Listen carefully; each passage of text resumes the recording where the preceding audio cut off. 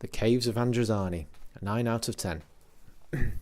The Doctor and Peri are lethally poisoned. As they search for a cure, they end up in a war between a deformed outlaw and a ruthless businessman. In the end, the Doctor will have to make the ultimate sacrifice for his new companion in this Phantom of the Opera style finale. From reading the last few seasons, you'd be forgiven for thinking that I didn't think much of Peter Davison's Doctor. I wasn't expecting much when I first started watching Davison in the role. I remember him more from All Creatures Great and Small, and in following Tom Baker's highly popular and long-running Doctor, he had some big shoes to fill. But I was pleasantly surprised that Davison was able to further diversify the Doctor, adding heroic, compassionate and amiable sides to what had already seemed a fully established character. Traits that would be crucial to the development of David Tennant's more popular portrayal over 20 years later.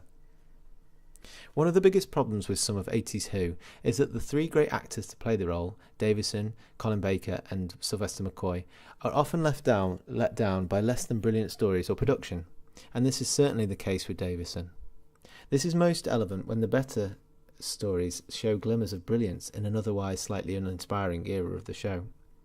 For Davison, these are stories such as Black Orchid, Kinder, Resurrection of the Daleks, and most notably his brilliant swan song, The Caves of Androzani. Not only is this possibly the best Davison serial, it stands up as one of the best of the decade.